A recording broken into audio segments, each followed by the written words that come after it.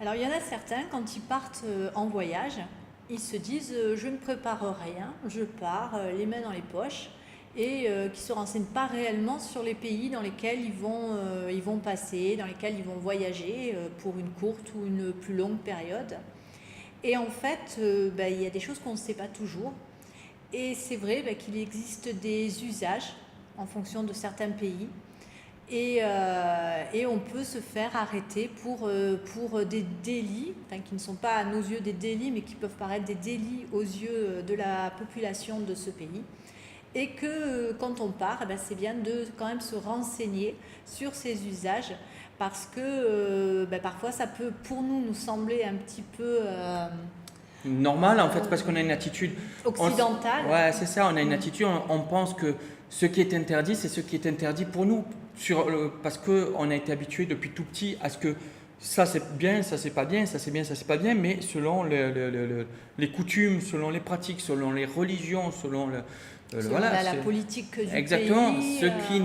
Ce qui est légal chez nous ou ne l'est pas forcément dans un autre pays. Et ça peut être le contraire d'ailleurs, hein. Il y a des choses qui sont interdites chez nous qui ne le sont pas dans d'autres pays. Et ça, c'est très important quand même de se renseigner. Surtout que c'est vrai que quand on va longtemps dans un pays, bon, on a plus tendance à se renseigner. Mais quand on y va pendant une semaine et qu'on se dit on est en vacances, eh bien, il y en a qui partent, ils se renseignent sur les plus belles plages, ils se renseignent sur les trucs à visiter, mais pas sur les attitudes. Par exemple, on voit beaucoup en Thaïlande, on ne parle pas ici de côté légal, mais on voit beaucoup par exemple qui vont essayer qui vont rentrer dans un temple torse nu, etc. et qui ne vont pas se renseigner sur le fait qu'il y a des choses qui ne se font pas dans certains pays. Mais même sur le niveau vraiment strictement, on va dire, légal, quoi, vous pouvez vous faire arrêter pour des choses qui vous semblent anodines pour vous. Voilà, et même sans parler d'arrestation, ou avoir par exemple aussi de grosses amendes. C'est pour ça qu'on a créé une fiche à ce sujet dans la collection de fiches, donc sécurité et sérénité en voyage, parce que c'est quelque chose qui est trop souvent passé par-dessus la jambe, et c'est que quand ça arrive, qu'on dit « Ah mais je ne savais pas ». Et voilà, le « Ah mais je ne savais pas », ce qui est vrai en France, que nul n'est censé ignorer la loi. Le problème, c'est que c'est pareil ailleurs. Donc, et en fait, c'est aussi le fait que quand on part en vacances, on est décontracté. On se dit, je suis en vacances, je veux profiter de mes vacances. Et on ne fait pas vraiment attention à ce qui peut, pour nous sembler normal, mais qui peut aussi choquer la population, que ce soit par rapport à une tenue vestimentaire, par rapport à un comportement par rapport au bruit, à une façon de se faire remarquer quelque part quand on arrive dans certains pays. Et puis il y a beaucoup de choses aussi qu'on ne sait pas du tout et auxquelles on ne pense même pas si on ne s'est pas renseigné au préalable. Et c'est pour ça que sur les fiches, on a vraiment détaillé tous les pays en mettant tous les risques qu'on peut avoir dans ces pays-là et auxquels franchement, on ne peut pas toujours penser et qu'on n'aurait même pas imaginé, tellement pour nous, même à la limite, ça peut nous sembler un petit peu saugrenu même. Certaines... Mais cette fiche, bon, elle est très longue puisqu'elle fait 120 pages au bout du compte. C'est toujours pareil, le principe est toujours prévenir, guérir. Donc, il va falloir juste d'en prévenir, suivre les étapes qui sont indiquées pour vous renseigner sur le pays spécifique où vous allez. Après, tout le reste de la fiche, ça va prendre tous les pays. Donc, vous allez rechercher juste dans la fiche le pays que vous allez aller pour vous renseigner sur ce qu'il faut faire, pas faire et d'en guérir. Il y a comment réagir si vous faites arrêter pour une raison X ou Y. Et des fois, ça peut être absurde. Des fois, vous pouvez avoir fait une bêtise. Par exemple, justement, tout ce qui est dans certains pays, on ne s'amuse pas avec la drogue. Par exemple, vous savez qu'il y a plusieurs pays, notamment des pays d'Asie, où c'est puni de mort, même pour avoir 1 gramme de hashish dans son sac. Donc, quand vous passez une frontière, ça, vous fouillez le sac à fond s'il faut, mais vous faites attention à ce que même personne n'ait mis quoi que ce soit dans votre sac. Ça, c'est méga important parce que ça, c'est des peines de prison qui peuvent être énormes ou même la peine de mort dans plusieurs pays. Donc voilà, c'est très important de bien se renseigner, de bien préparer ça. Après, il y a des choses qui sont un peu plus drôles, mais quand on s'y retrouve à la situation, c'est moins drôle. Par exemple, le coup du Kinder Surprise aux États-Unis, qui est pas forcément, enfin, qui semble anodin, mais pas forcément drôle. Mais par exemple, pour un Kinder Surprise, c'est 1000 $, d'amende. Par Kinder. Par Kinder. Donc, voilà. On va Quand vous arrivez, vous avez importé, c'est interdit le fromage aussi, des choses comme ça sont interdites. De faire venir sur le territoire américain. Vous voyez, on n'est pas dans un pays, on se dit, ça nous ressemble beaucoup. Non, il y a des choses qu'il faut savoir et qui peuvent vous coûter très cher si vous rentrez sur le territoire américain. Et d'autant plus, il y a des choses qui peuvent nous paraître vraiment, même à la limite, peut-être même risibles. C'est en Asie, on va être confronté à des comportements qui sont totalement différents de notre comportement. Et ils n'ont pas du tout la même culture et ils ne réagissent pas de la même façon. Le fait de se tenir la main, le fait d'être... voilà, il y a certains endroits, certains pays ça se fait pas, où ça ne se fait pas, c'est mal vu. Donc après, c'est pas obligatoirement avoir une amende ou... Encore que si tu vas par exemple aux Émirats Arabes Unis, c'est carrément interdit si vous n'êtes pas marié. C'est carrément interdit marié, et très grave même. Voilà, si on n'est pas marié, oui, il y a des choses qui oui, peuvent le pacte être c'est pas très graves. reconnu, donc c'est que le mariage, il faut prouver le mariage. Donc voilà, il faut savoir que ne serait-ce que ça, se tenir la main, s'embrasser dans certains pays, c'est dangereux, quoi. C'est carrément dangereux.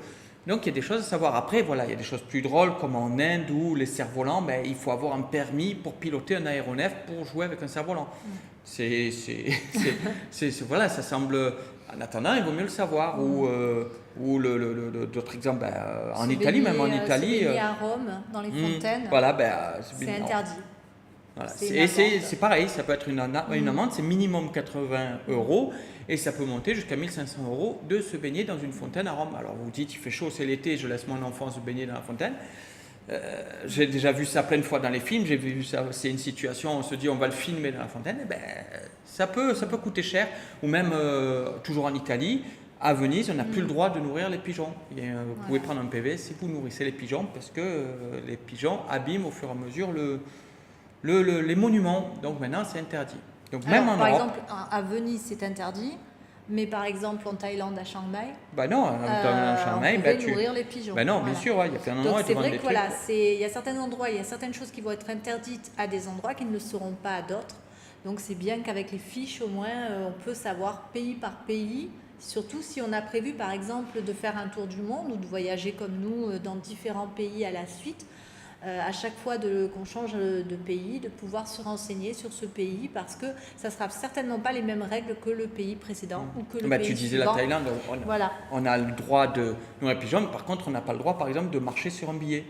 Ouais, ça c'est très grave, marcher sur un billet. Par exemple, admettons il y a un coup de vent, vous mettez le pied sur le billet, eh bien c'est grave parce qu'il y a le visage du roi sur le billet. Donc c'est vraiment très très très très grave, très mal vu, tout ce qui peut être à l'encontre du respect de la famille royale. Donc c'est quelque chose à savoir, il y a des choses comme ça, l'hymne national c'est super important, vous n'avez pas le droit de dire du mal du roi et même des pays amis, on n'a pas le droit de dire du mal des pays alliés à la Thaïlande, c'est répréhensible par la loi. Et on peut avoir des peines de prison pour ça, même si la Thaïlande, c'est un pays qui vous permet beaucoup de choses, c'est un pays qui est super, qui est vraiment merveilleux. Mais voilà, il faut comprendre qu'il y a des choses qui ne se font pas. Il y a beaucoup de règles et il faut les connaître. Il faut les connaître. Il faut s'y adapter. Après, c'est se dire que on connaît tous en général, comme tu disais, quand tu parlais pour la tenue, de rentrer dans un temple en ayant une tenue correcte. Ça n'empêche pas qu'il y a encore beaucoup de personnes qui ne le font pas.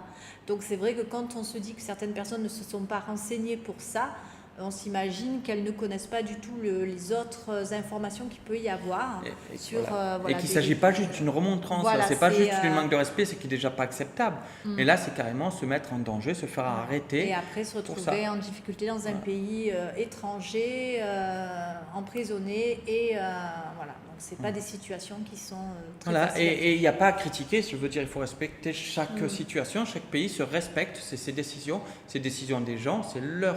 Enfin, je veux dire, voilà, c'est pas à nous de juger, c'est à nous de nous adapter, pas le contraire. Là, en ce moment, on est en Malaisie, parce que, comme vous le savez, on voyage 100% du temps, puisqu'on est nomades digitaux. On est ce mois-ci en Malaisie, et par exemple, en Malaisie, il est interdit de chanter en public des chants obscènes, par exemple. Le curé de Camaret, ça passerait pas ici. Je veux dire, c'est interdit par la loi. Vous pouvez vous faire arrêter si vous chantez des chants obscènes dans la rue. Et comme tout le monde parle anglais ici, faites attention aux chants qu'il peut y avoir, voilà, qui sont des chants grivois. Vous allez rigoler, vous avez bu un coup. Bon, déjà, l'alcool, il faut oui, avoir... c'est à certains endroits, de toute façon. Voilà, et c'est surtout, enfin, l'alcool n'est pas interdit, pas du tout en Malaisie, mais il faut savoir respecter les gens, il faut savoir respecter tout ça. Et si vous mettez à avoir bu un coup de trop et que vous commencez à chanter des chansons grivoises, eh bien, vous allez finir au poste de police. Voilà, donc ça c'est quelques exemples, il y en a bien d'autres, mais c'est des exemples qui peuvent vous faire dire, effectivement, il faut penser peut-être autrement. Et bien préparer son voyage, en ne le préparant pas uniquement en se disant est-ce que j'amène les produits anti-moustiques, mais se dire voilà, comment je dois réagir, comment je peux me comporter, quel comportement avoir, les coutumes du pays, les interdits du pays, se renseigner aussi sur tout ça parce que ça fait partie du voyage et ça peut gâcher aussi son voyage parce qu'on n'a pas pris le temps de se renseigner avant. Donc renseignez-vous. On vous met les détails vers les fiches du programme Sécurité et sérénité en voyage. On vous met le lien juste en dessous de la vidéo, comme ça vous retrouvez toutes les informations sur le blog Famille Nomade Digitale. À la prochaine. À bientôt.